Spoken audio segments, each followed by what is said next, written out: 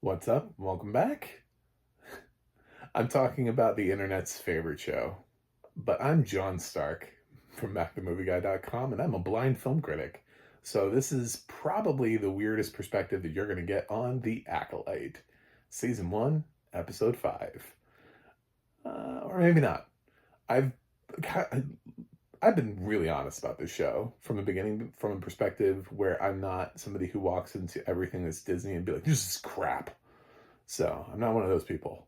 I I don't immediately. All the new Star Wars stuff sucks. I leave it open. I leave my mind. There's some stuff that happened in the earlier parts of the show that I thought were really cool, so I was defending it at the beginning. We've devolved into madness, and it's becoming harder and harder for me to stand up for the show.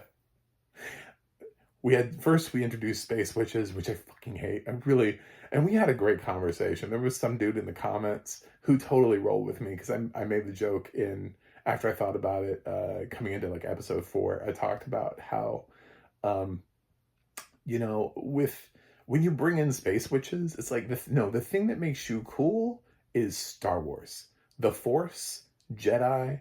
That stuff makes you cool. You don't need to add other things. So I was like, it's not like you need like space Jaws or space, we don't need to explore like other film genres to see. And then like he kind of started listing other films like space, and it's really has gone out of hand in like, like Independence Day, but like in the Star Wars universe. And then my mind is led to basically what would any film look like, but in the Star Wars universe? Like, if we're gonna go space witches, why not space vampires? Why are there not vampires in the Star Wars universe? Where are the zombies at? Like, where are the other things? Where's everything else? Where's Space King Kong? Do we have a space gorilla? Could we have a space gorilla? Could we do like Jedi with Planet of the Apes? Like, I feel like once you start bringing in things that are less interesting and belong other places into your franchise, it gets really dumb. But also could be really fun. Like, I'd love to see like the Jedi version of like Friday the 13th. Like, I don't know what that looks like. Probably not a Disney Plus thing, but I feel like it would be really entertaining.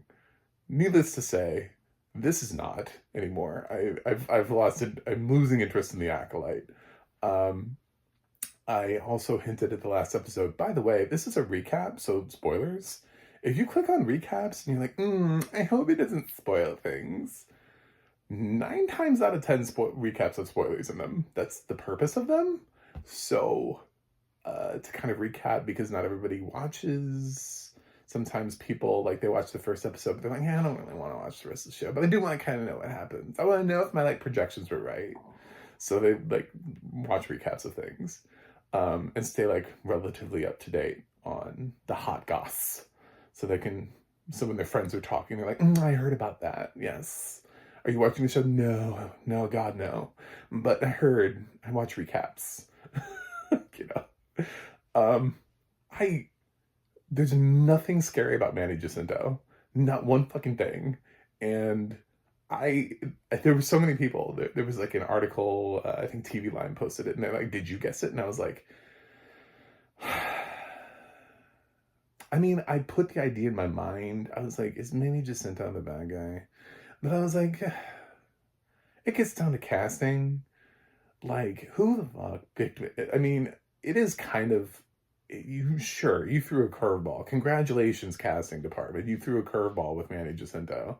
There's not one thing that is scary about Manny Jacinto to me. He even like in him even trying to be scary. I'm sure he looks cooler to like decided people. They're like, oh man, he looks really badass. Like as soon as he, but for me, as soon as he took off the mask, and I was like, that's from The Good Place. Nope, not doing it. I didn't buy it at all. He's too goofy. He feels like even in the beginning, he still has this very like Bill and Ted vibe that he hasn't really been able to shake, that he kind of picked up while doing The Good Place. And I need him, he has to do more body of work. It's sort of like he has to break the mold, and this is going too far. This is not inching him away from The Good Place. He has not done enough roles to pull him into a way where he can be taken seriously as an actor and be taken seriously enough to be the baddest of the badass villains. So I didn't buy it at all. I thought it was insane, to be completely honest. I just, when he pulled off the mask and they were like, oh, it's that guy. And I was like, oh, God damn it. Really? They were going that route with Manny Jacinto. And it's like, yes, I could see it. I just didn't want to see it happening because I just didn't want to go down that path with this actor. I was kind of hoping he was just some sort of like goofy dumbass that he was kind of playing, because he was, and let's be honest, that's kind of what that is his strength. That is what he plays. So when he all of a sudden has to play the mastermind, you just go, no. Nope. Which is funny because I love the rest of the casting.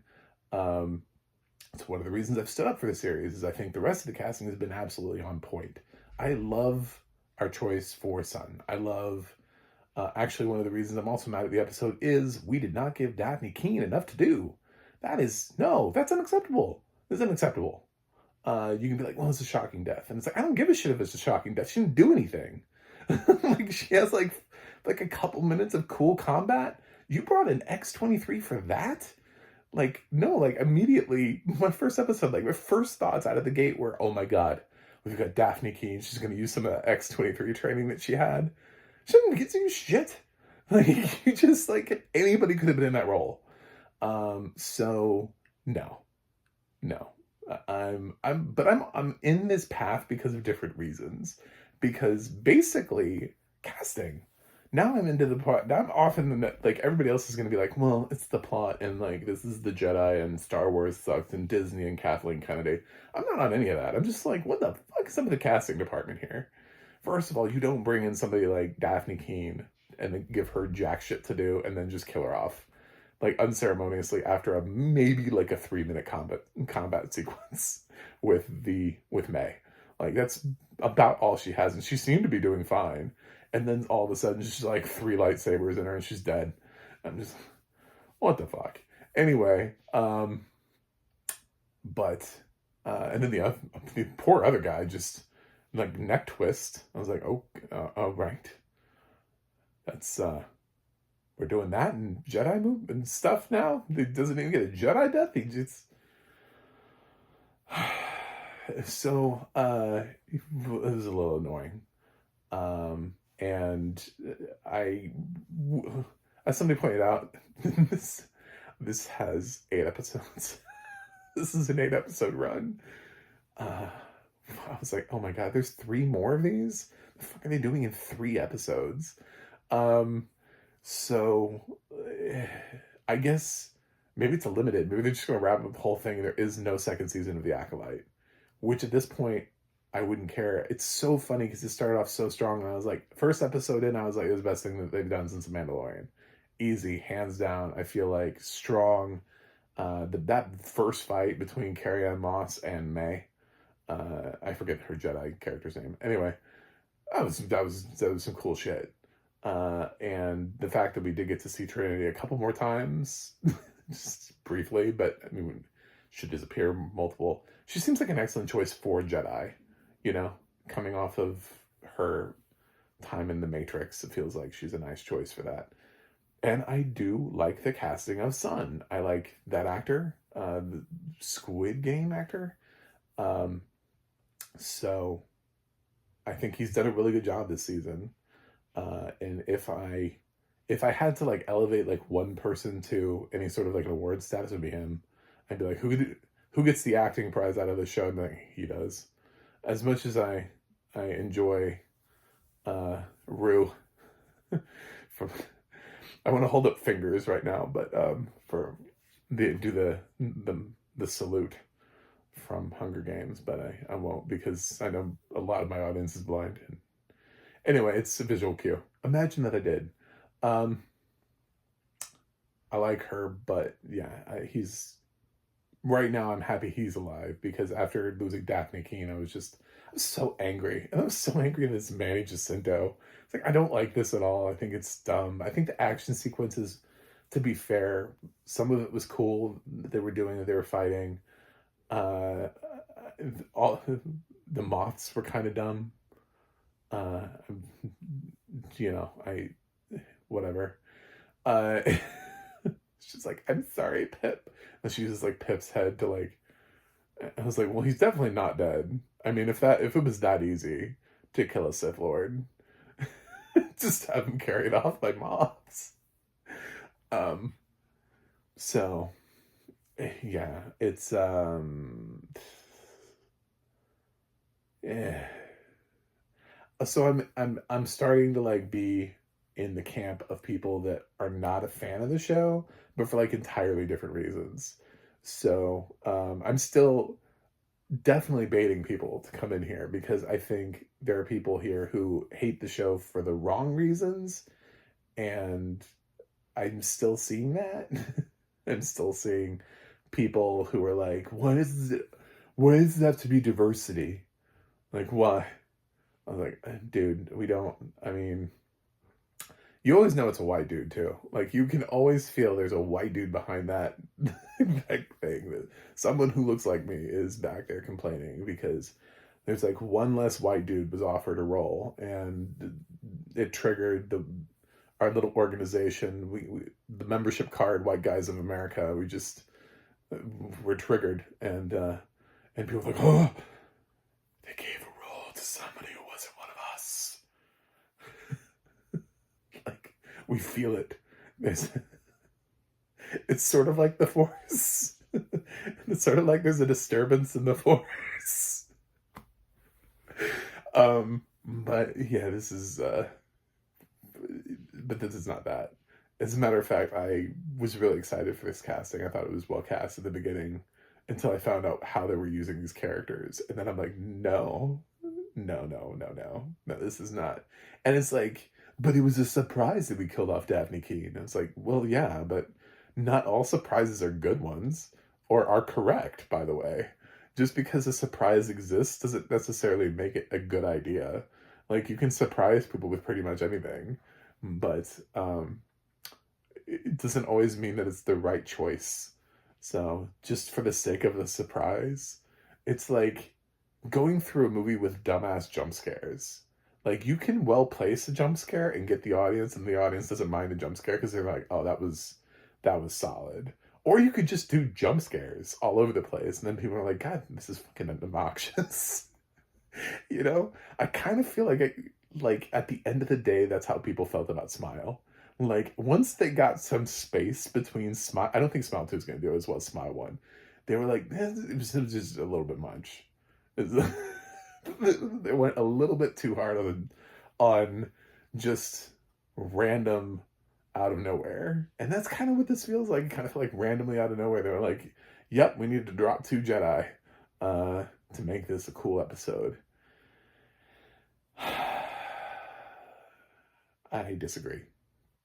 So, welcome. I'm sort of joining the lesser of the pact. I'm gonna stay relatively optimistic because again, the sun is still here, and I do still like Rue. So we've got a couple people. We could turn this around. Pip probably is still alive. I think Pip is an interesting little droid. I did say that, I think, in my last episode recap. I think that the series always creates interesting, memorable droids when they focus on them. If you look back on pretty much anything, the droid is always memorable. The Rogue One, the droid is memorable. Like the main, I can't remember his name, but Rogue One is not one of my favorite films, but he is memorable. So even the droid from the first season of Mandalorian had a strong presence and was well liked. I feel like droids are just well liked. You could make a whole whole series of droids and people will probably be like, this is cool. Like, this is the one thing Star Wars does well is droids, and this is a series full of droids. Look at that. Probably be overkill. Never mind, I take it back. But space Jaws. Let's think of our space Friday the 13th or space something's got to give. just I don't know, some dumbass thing like that. Let's really branch out the Star Wars franchise. They're both Jedi, and they're both in love. Coming from Nora Ephron comes the next chapter in the Star Wars universe. Just, yeah. I'm gonna give The Acolyte season 1, episode 5, a C+. We're heading into, like, I would start giving it rotten ratings at this point. We're just narrowly above that. Probably if Sun had died in this episode, we'd be below. We have one last help me, Sun, you're my only